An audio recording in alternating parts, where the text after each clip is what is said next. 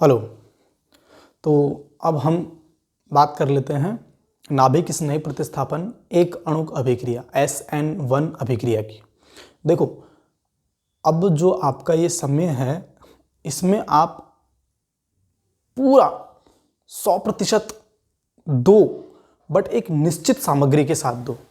मतलब आपके पास जो कंटेंट होना चाहिए वो कंटेंट फिक्स होना चाहिए और कम होना चाहिए। भाई आप ऐसा नहीं है कि आप पूरा चैप्टर अब याद रख सकते हो। देखो, पूरी साल में ही रिएक्शंस को याद कर पाना बहुत मुश्किल हो जाता है, तो जिसमें ये 40 दिन के अंदर हम कितना ही क्या याद कर सकते हैं। तो मैंने उसके लिए आपको एक बहुत अच्छा तरीका ढूंढ के ये जो मैं PYQ एनालिसिस लेके आया हूँ ये मैंने बनाया है। अब आपको करना क्या है कि इसमें ज़्यादा 3-5 नहीं करनी है। जैसे मान के चलो आपको ऐसा नहीं कि सर ने ये नहीं बताया वो नहीं बताया। देखो, मैं आपको सिर्फ वो चीज़ अवेलेबल करवाऊंगा, वो चीज़ पढ़ाऊंगा, वो चीज़ दिखाऊंगा कि जिसके अंदर आपको एग्जाम से रिलेटेड 100% उस टॉपिक से, उस चैप्टर से 100% कॉन्सेप्ट मिलेगा आपको। लैंग्वेज क्वेश्चन की चेंज हो जाएगी बट टॉपिक टू टॉपिक मिल जाएंगे आपको।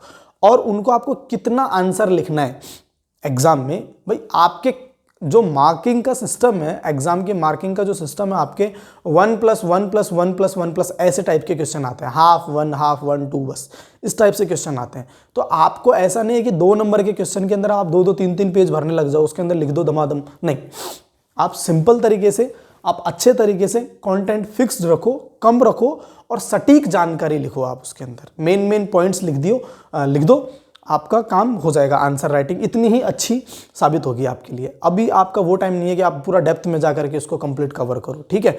तो हम क्वेश्चन की बात कर लेते हैं। क्वेश्चन है हमारा, नाभिक स्नेही प्रतिस्थापन अभिक्रिया से SN1 नाभिक स्नेही प्रतिस्थापन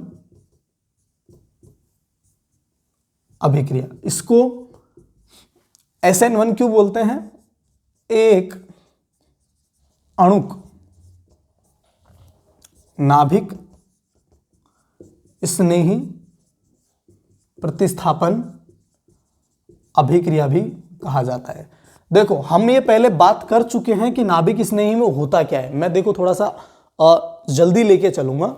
नाभिक स्नेही में होगा क्या कि जैसे मान लो RX कोई एल्किल हैलाइड है, RX की आप किसी न्यूक्लियोफाइल से, मतलब नाभिक स्नेही से क्या करवाओगे? प्रतिस्थापित अभिक्रिया करवाओगे। जैसे हमने ले लिया मान लो एक्वस KOH, और क्या बनेगा आपका ROH प्लस KX, मतलब आपका अल्कोहल और KX। ये आपकी नाभिक स्नेही प्रतिस्थापन अभिक्रिया है। अब हम बात करेंगे, यहाँ पे ये 2 प्रकार की होती है, SN1 और SN2। अब हम बात करेंगे फिक्स जानकारी के लिए SN1 की। SN1 में होगा क्या? जैसे मान के चलो मैं एक एग्जांपल लेता हूँ, एक रिएक्शन लेता हूँ। रिएक्शन है मेरे पास CH3, ठीक है, और ये है आपका Br। मैंने ये लिया एग्जांपल, इसकी मैं रिएक्शन करवाता हूँ आपको एक्वस KOH के साथ, ठीक है। तो क्या बनेगा? सीधा सीधा सा CH3, C पर CH3 और OH, और साइड में क्या निकल गया? KBr। ऐसा समझ लो ये K प्लस OH माइनस। अरे यार, ये पूरा का पूरा ये जो दिख रहा है आपको, ये R ही तो है, ये R ही तो है, अपने आप में R ही तो है। बस फर्क क्या है? फर्क ये है कि ये 3 डिग्री हो गया। भाई एक कार्बन से 3 कार्बन जुड़ गए। भाई फर्क क्या है कि एक कार्बन से 3 कार्बन जुड़ गए, इसलिए 3 डिग्री हो गया। बट है तो R, इसलिए है तो ये RX। बात तो एक ही है। ये X मतलब हैलाइड, हैलाइड मतलब हैलोजन। अरे X मतलब हैलोजन, FCl Br और I, ये X का मतलब। तो X की जगह कुछ भी रख दो, मैंने Br रख दिया। खैर, ये इतनी छोटी बातें भी नहीं करेंगे हम कि आपको बिल्कुल मैं बताने लग जाऊं कि हैलोजन क्या होता है, कार्बन क्या होता है, ये नहीं, ठीक है। अब हमने बात करी, 3 डिग्री लिया है, हमने क्या लिया है? 3 डिग्री, ठीक है, जिसकी KOH के साथ रिएक्शन करें, अल्कोहल और KBr बन गया। अब मैं बात कर लेता हूं उसकी मैकेनिज्म की, अभिक्रिया की क्रियाविधि। यह आपके सिलेबस में मेंशन है।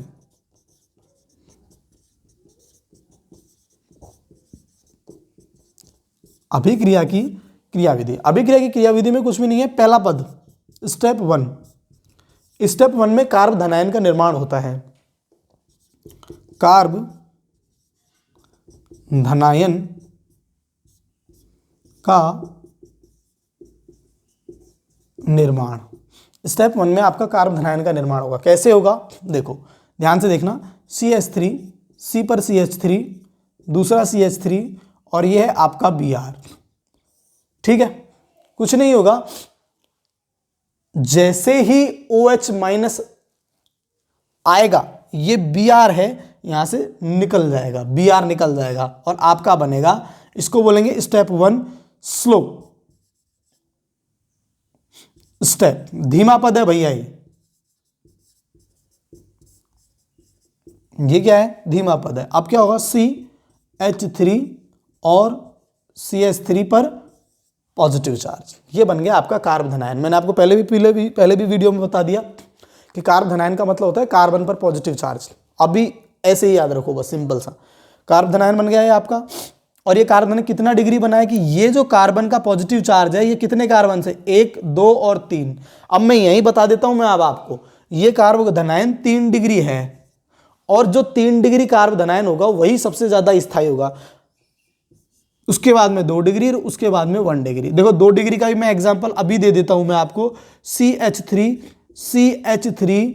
यहां पे H लगा दो और ये पॉजिटिव चार्ज। अरे यार देख लो ना, एक कार्बन 2 से जुड़ा हुआ है, 2 कार्बन से, तो 2 डिग्री हो गया और 1 डिग्री अब आपको पता ही लग गया, मतलब CH3 CH2 और इस पे मान लो पॉजिटिव आ गया, या फिर मान के चलो CH3 पर पॉजिटिव आ गया, या फिर मान लो R पर पॉजिटिव आ गया। बात तो एक ही है, बात तो एक ही है, क्लियर है। तो मैंने आपको यही बता दी कि सबसे ज्यादा स्थायी कौन होगा, 3rd डिग्री कार्बन। सबसे ज्यादा स्थायी कौन होगा, 3 डिग्री कार्बोकैटायन, 3 डिग्री कार्ब धनायन। ठीक है, ये इनकी स्थायित्व का क्रम है। और इस अभिक्रिया की क्रियाशीलता का क्रम भी यही है कि सबसे जल्दी SN1 कौन सी करेगी। SN1 की क्रियाशीलता का क्रम मैं यहां भी लिख देता हूं साइड में, SN1, ये मैंने आपको क्वेश्चन भी पढ़ा दिया, क्रियाशीलता क्रम। अगर मान लो SN1 की कोई एग्जाम में आ जाता है कि SN1 की क्रियाशीलता कौन सी होगी, तो भी 3 डिग्री वाला ज्यादा देगा, 2 डिग्री फिर 1 डिग्री। क्लियर है, ये बातें हमने कर ली आपकी, सिंपल सी बात। अब हम करते हैं सेकंड पद, दूसरा पद।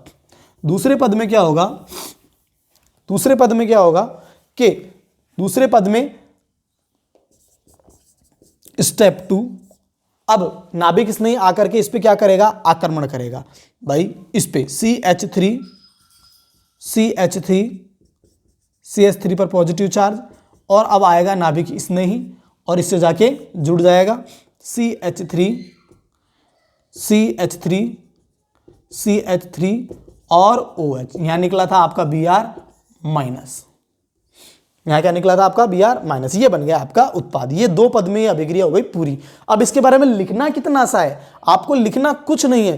पहले पद में कार्ब धनायन का निर्माण होता है, उसके बारे में लिख लो। दूसरे पद में नाभिक स्नेही जाकर के कार्ब धनायन से जुड़ जाता है और उत्पाद का निर्माण होता है। एक अणुक अभिक्रिया क्यों बोलते हैं कि प्रथम पद, ये बात देख लो कि भाई ये जो प्रथम, मैं यहां लिख देता हूं फर्स्ट पे, प्रथम पद धीमा होता है एवं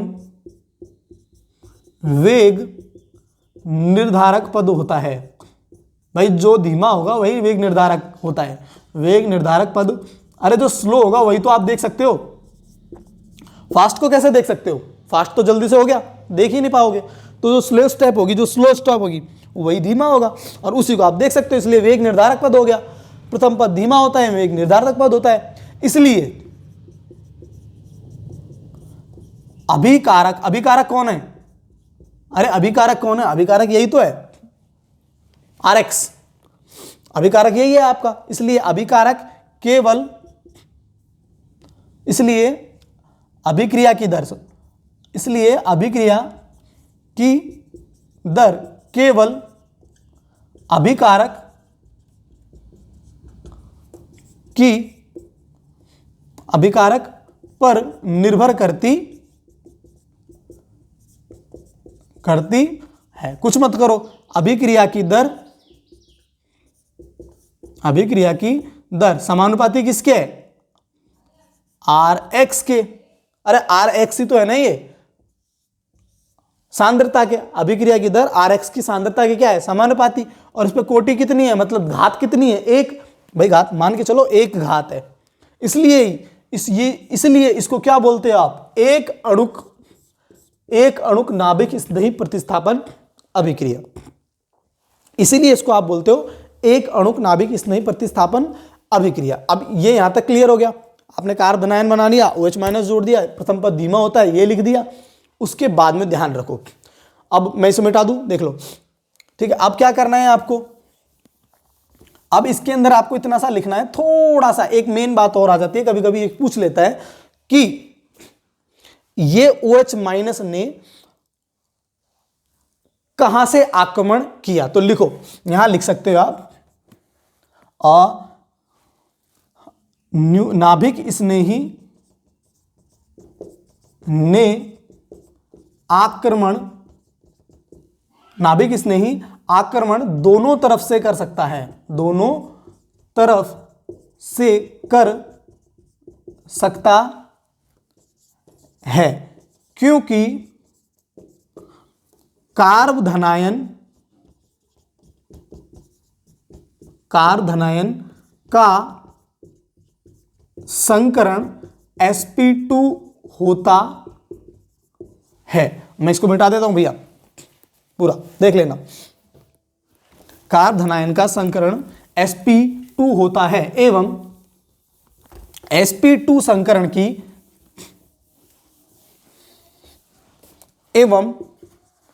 sp2 संकरण की ज्यामिति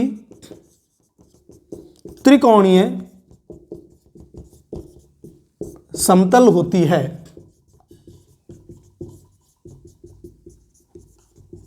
ठीक है, समतल होती है। भाई देखो कैसे, देखो भाई हमारा कार्ब धनायन है आपका, कहां पे है, कार्ब धनायन, कार्ब धनायन क्या था मेरा, CH3, C पर पॉजिटिव चार्ज, सही है।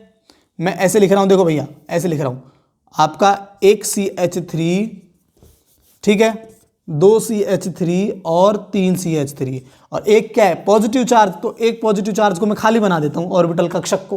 अरे पॉजिटिव मतलब एक कक्षक नहीं है ना, चला गया, एक इलेक्ट्रॉन चला गया तो एक कक्षक खाली हो गया ना भाई, सीधी सी बात है। अब ये क्या नजर आ रहा है आपको, ये प्लेन ही तो नजर आ रहा है तल में, भाई इसको ऐसे उठा के रख दो आप, बेटा इतना डिटेल में नहीं जाएंगे हम, खाली समझेंगे, इसको ऐसे उठा के रख दो तो दोनों तरफ से खाली हो गया, तो या तो OH माइनस, या तो OH माइनस, ये लिखना है, या तो OH माइनस आपका ऊपर से आके अटैक कर सकता है, मतलब सामने की तरफ से अटैक कर सकता है, जहां से आपका Br माइनस गया है, जहां से आपका Br माइनस गया है वहीं से अगर OH माइनस आक्रमण करता है तो जो उत्पाद बनेगा बेटा वो बनेगा आपका R उत्पाद, मतलब क्लॉकवाइज दक्षिणावर्त, R उत्पाद बनेगा क्लॉकवाइज दक्षिणावर्त, मतलब ऐसा ही उत्पाद बनेगा जो कि मतलब अभिकारक था उसी की तरह, कोई बदलाव नहीं, नो चेंज, कोई परिवर्तन नहीं होगा उत्पाद के अंदर।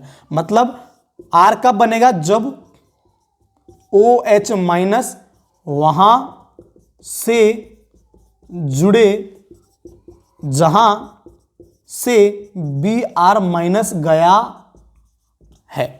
और अगर ऐसा नहीं हुआ, मतलब अटैक पीछे से, परंतु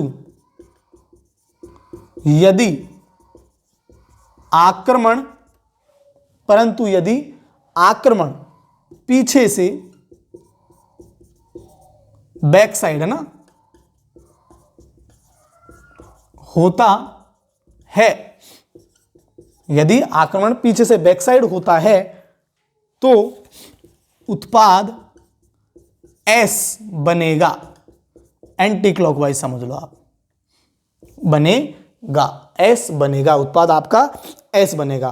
और दोनों ही उत्पाद बन सकते हैं, जिसको हम रैसमिक मिक्सचर भी बोलते हैं, रैसमिक मिश्रण भी बोलते हैं। यदि R और S दोनों उत्पाद बनते हैं, सुन लो ध्यान से, यदि R और S दोनों उत्पाद बनते हैं तो उत्पाद जो होगा वह रैसिमिक मिश्रण होगा, उत्पाद रैसिमिक मिश्रण होगा, R और S दोनों का मिश्रण होगा। क्लियर है? मैंने आपको त्रिविम रसायन। अब एक और प्रश्न है, ये ऐसा R और S क्यों हुआ, ये OH- आगे और पीछे से अटैक क्यों कर रहा है? क्योंकि देखो सीधी सी बात है, बात यहां ये है कि 3 डिग्री था और Br- चला गया।